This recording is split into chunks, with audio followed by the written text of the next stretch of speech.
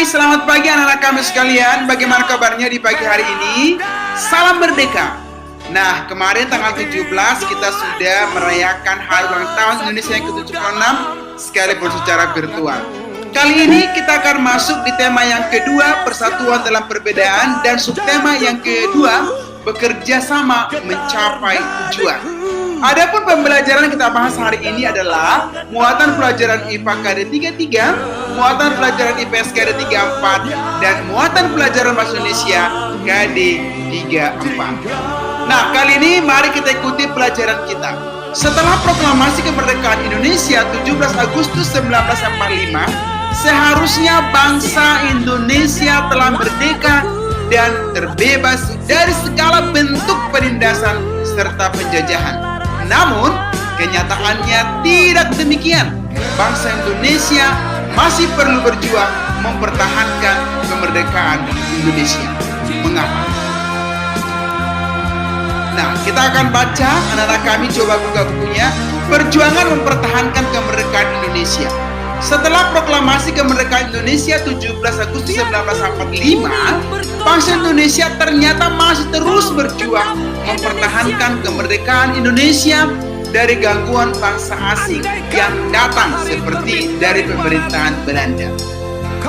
Pasukan Belanda kembali datang ke tanah air. Kedatangan ini disambut dengan berbagai bentuk perlawanan oleh bangsa Indonesia.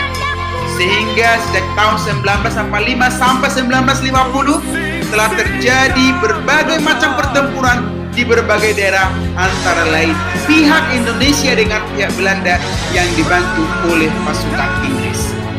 Bagaimana perjuangan bangsa Indonesia dalam mempertahankan kemerdekaan Indonesia di berbagai daerah? Yang pertama kita bahas mengenai pertempuran Surabaya. Nah, pada tanggal 25 Oktober 1945, tentara sekutu yang dipimpin oleh Brigadir Jenderal Maladi, tanggal 27 sampai 30 Oktober 1945, terjadi kontak senjata antara para pemuda Indonesia dengan pasukan Inggris. Dalam pertempuran ini, pasukan Inggris dapat dipukul mundur. Bahkan puncak dari pertempuran tersebut adalah terbunuhnya pasukan Inggris Brigadir Jenderal Maladi. Pada tanggal 9 November 1945, Inggris mengeluarkan ultimatum yang berisi semua pimpinan dan orang Indonesia yang bersenjata harus melapor dan meletakkan senjatanya di tempat yang ditentukan dan menyerahkan diri dengan mengangkat tangan. Namun ultimatum tersebut ditolak oleh pihak Indonesia. Pada tanggal 10 November 1945 terjadi pertempuran yang sangat dahsyat. Pasukan Inggris menggempur Surabaya dari darat, laut, dan udara. Peristiwa 10 November ini diperingati sebagai Hari Pahlawan. Berdasarkan teks di atas, isilah peta pikiran dengan menggunakan kalimat efektif. Nanti tugas anak-anak kami adalah untuk mengisi peta konsep yang sudah saya tampilkan dengan menggunakan kalimat efektif. Nah, anak-anak sekalian, sebenarnya apa sih yang dimaksud dengan kalimat efektif? Ada yang tahu? Yes, kalimat efektif adalah kalimat yang mengandung gagasan pembicara atau penulis yang terdiri atas kata-kata yang mempunyai unsur SPOK, atau kalimat yang sesuai dengan kaidah bahasa, baik dari segi ejaan maupun tanda bacanya, sehingga kalimat tersebut mudah dipahami oleh pembaca ataupun pendengar. Bagaimana ciri-cirinya? Yang pertama, memiliki unsur penting atau pokok, minimal unsur subjek dan predikat. Yang kedua, menggunakan struktur bahasa yang tepat. Yang ketiga, menggunakan pilihan kata atau diksi yang tepat dan sesuai dengan kebutuhan. Kemudian yang keempat, memenuhi kaidah ejaan yang berlaku. Nah, perjuangan dalam mempertahankan kemerdekaan Indonesia tidak dapat dilakukan sendiri-sendiri. Nah, sangat diperlukan kerjasama dan persatuan dari seluruh rakyat Indonesia agar cita-cita untuk menjadi bangsa yang bebas dari merdeka dapat tercapai. Nah, mari kita perhatikan. Pertempuran Surabaya adalah salah satu dari sekian banyak upaya yang dilakukan oleh bangsa Indonesia dalam mempertahankan kemerdekaan Indonesia. Ternyata masih banyak perjuangan yang lain yang dilakukan di daerah, misalnya pertempuran Ambarawa, pertempuran Medan Area, Bandung Lautan Api, agresi militer Belanda pertama, dan agresi militer Belanda yang kedua. Setelah belajar tentang sejarah perjuangan mempertahankan kemerdekaan, sekarang kita akan mempelajari tentang cara hewan menyesuaikan diri dengan lingkungan tempat tinggalnya.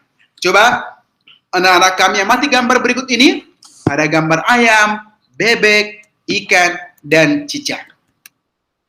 Sebenarnya apa sih yang dimaksud dengan adaptasi?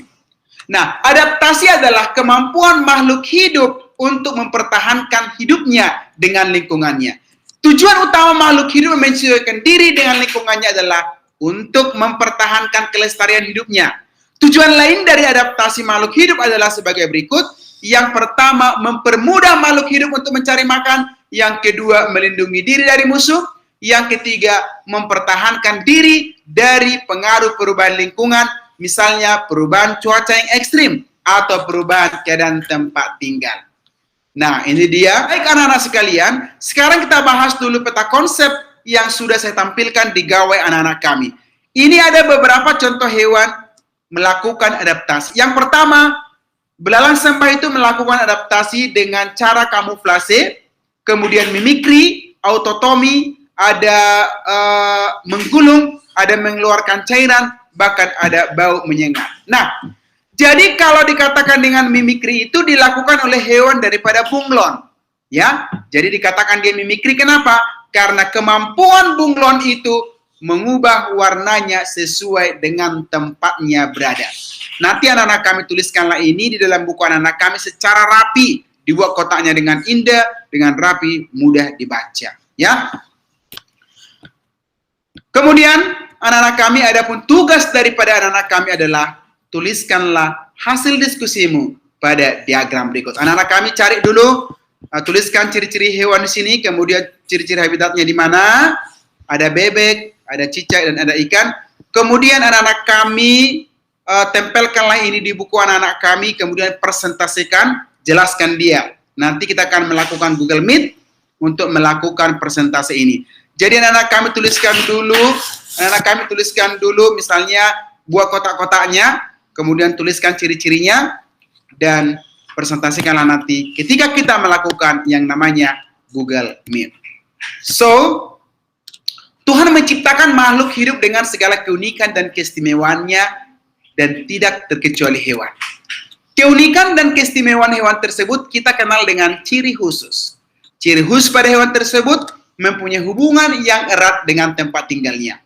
Misalnya, ikan memiliki insang untuk bernapas dalam air, cicak memiliki perekat pada kakinya untuk dapat menempel di dinding, dan bebek memiliki selaput pada kakinya agar dapat berenang di air. Sampai di sini pertemuan kita. Saya berharap anak-anak kami boleh mengikuti pembelajaran kita dengan semangat. So, let's have a good day, and God bless you all. Horas.